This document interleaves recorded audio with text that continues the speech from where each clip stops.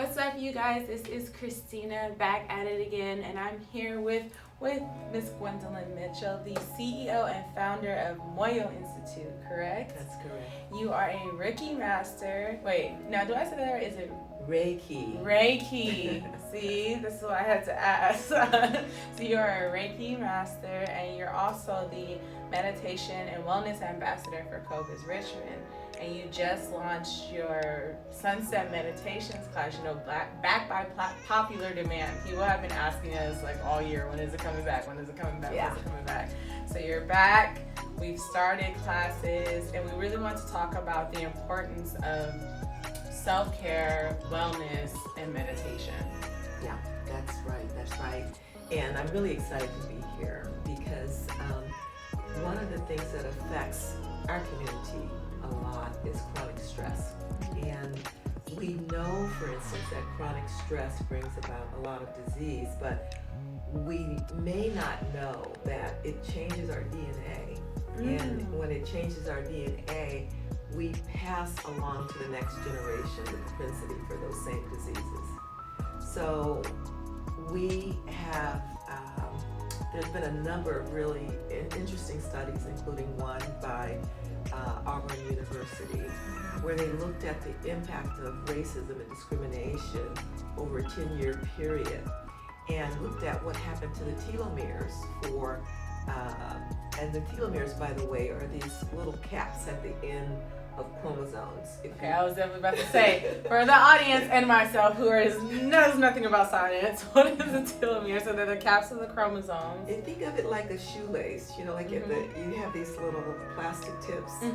So the telomeres are like caps that keep the chromosomes strong and functioning properly. Got you. And so when the caps get shorter, it means that the cells age faster, and then we're more prone to disease.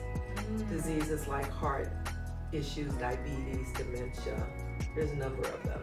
So stress affects these caps, which therein affects our propensity to develop disease within the body. Right. And not only that, now we're passing that propensity on to future generations. So we can literally leave a legacy of stress. Right. And what I want to emphasize is that I feel that it's so important for people to begin to connect the dots and to make it clear to themselves the importance of self-care. Meditation is one of strategies for self-care. Research has also shown that meditation affects the parts of the brain that deal with chronic stress. So it can actually be like a medicine, so to speak, for the effects of chronic stress. So as somebody who is very versed in wellness, but I want to make it a little plainer for people who are not versed in wellness. What is self-care? Taking time for yourself, understanding the relationship between body, mind, and spirit, and actually investing in yourself. So that means making time for rest and relaxation, making time for watching what you let into your emotional body. And one of the things that has been really concerning me about what we've been experiencing lately is the impact of the trauma of witnessing, say, for instance, the murder of George Floyd. And to have that, shown repeatedly on television. What it does is that we feel that trauma over and over and over again. And so what happens is it sets up a program in the brain of both rage and fear. And so these things actually have an impact on our physical well-being. So my first suggestion for folks is to really be aware of what you're letting in. And it's really important to be engaged, but not emotionally entangled. So Say it again. Be engaged, but not emotionally entangled. Right. Because what happens is, when we are, again, being fed this, in a way, it's like watching lynchings back during the time of Jim Crow and slavery. When you see that person hanging from the tree, it creates fear in you, and it affects that part of the brain. The fight-flight response is always looking for threats to our survival. Right. And we're in a state of chronic alertness for threats. And so I think it's really important for us to do all the things that are necessary. For instance, like voting and being informed and being our own advocates and insisting on changes in legislation, being vocal, but also to watch the impact that it's having on our emotional body. Right. Because fear can be felt, like you're saying before, about wellness and self-care of the mind, body, and soul, spirit. Fear can be felt in all of those realms. Oh, absolutely. So it impacts all of those realms. Absolutely. And then we're talking about George Floyd. There's George Floyd. There was countless killings. Stop Asian hate. Yes. COVID-19 right. For a whole year. Like we're still in COVID-19, and there's this constant fear of what's next and how do we do this and how do we navigate that. So where people have been isolated for a whole year to themselves. So fear has really been a driver for 2020. I think so, and I do think that there's a relationship. I know this is probably a little bit far out, but I think there's a relationship between how fearful we are and how fast COVID spreads. That's my personal belief, because I think energetically, if we look at it energetically, fear feeds disruption of systems. Yes. Yeah. And you just said it. You just said scientifically it's proven that these cats are deteriorated by the stressors, which can come from fear, and then have a propensity or possibility to bring on diseases within the body. If you've ever listened to any form of wellness coach, you're like, you can think yourself sick. Exactly. It's like, I'm sick, and all of a sudden you cough. So I do believe there's a strong connection between the mind, the body, and the spirit, and what can be manifested forward through the times that we've been in. And so, as a Reiki.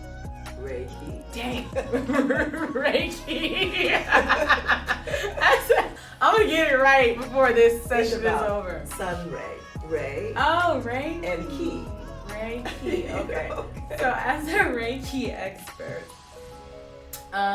let's talk about meditation. And you and I are going to be talking over the next couple of weeks about the importance of meditation and self-care practices in space, especially at this time with the world about to open up. That's going to bring a whole nother set of stuff to the table that we haven't dealt with as a society, coming quote unquote out of a pandemic. But let's talk about at a base level, meditation as a practice. How does it impact self? And before we do that, let me just throw one more category in.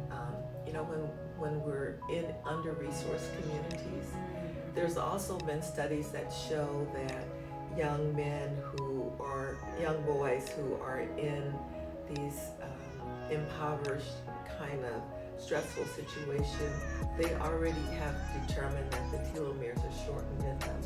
So the lifespan is likely to be shortened as well, So when you think about gun violence, when you think about just threats to survival, like what am I going to eat, how am I going to manage the rent, all of these kinds of things, all of these are stressors.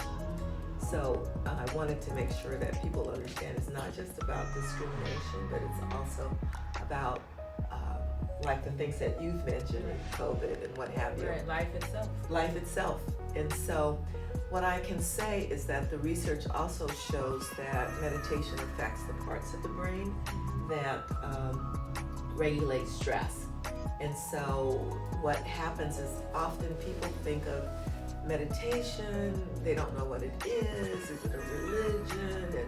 how it's I've heard going all to of it affect too. me, Right. One of the things I'll say is, there's a scripture in the Bible that says, go into your closet. Oh, yeah.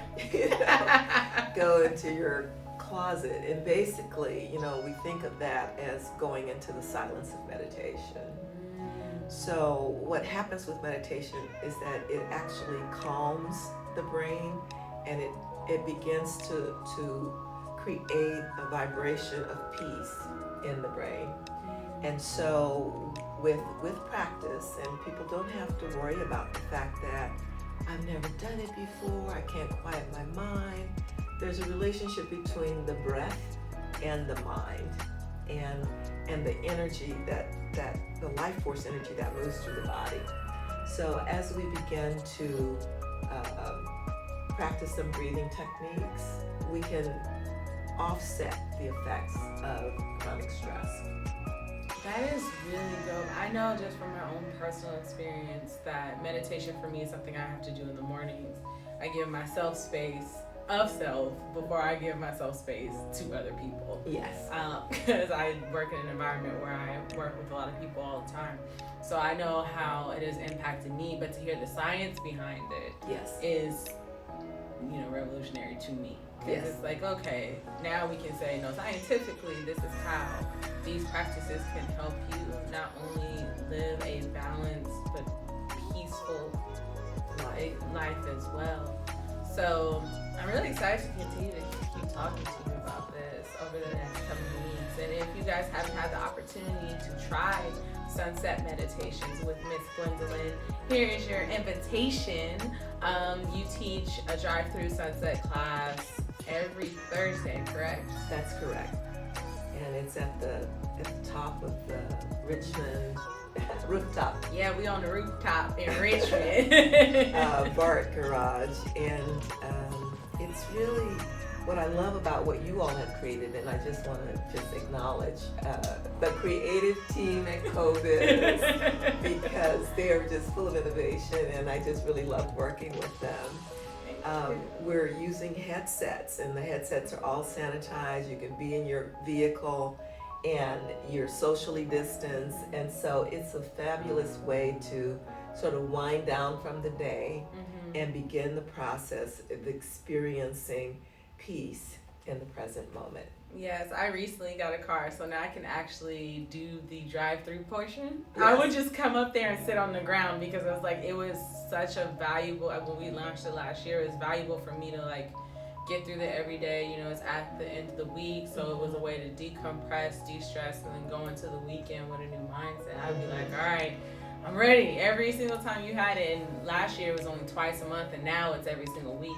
So Yes. somebody can come get and share space with you as often as they like on a weekly basis. So that's dope. That's dope that you're doing this. Well, I appreciate you all making that time available because I think that consistency is really the important part in meditation, and I'll be giving people a few little techniques that they can do throughout the week to begin kind of cultivating and inculcating this sense of silence and peace in the mind, and deepen in the practice of meditation. Awesome. So if you're listening, make sure you check out COVIZ and Moyo Institute's collaboration on the rooftop meditation series that happens every Thursday at 7:15. Tickets can be purchased on Eventbrite. And then me and Ms. Gwendolyn will be having conversations with you about mental health and self-care over the coming weeks. I believe we decided Thursdays at 1 o'clock, so we'll get a little flyer or something together for you guys to distribute, and you can learn more about the importance of meditation and how it can improve your lifestyle and your way of living. And I think that about wraps it up. You guys can follow at Ms. Gwendolyn on Instagram or Facebook. It's MOYO Institute, at Moyo Institute, and we'll be hollering at y'all next week to get some more environmental together. Yeah, thanks so much, Christina. You're awesome. Oh, thank you. I'll try. All right, y'all. Peace.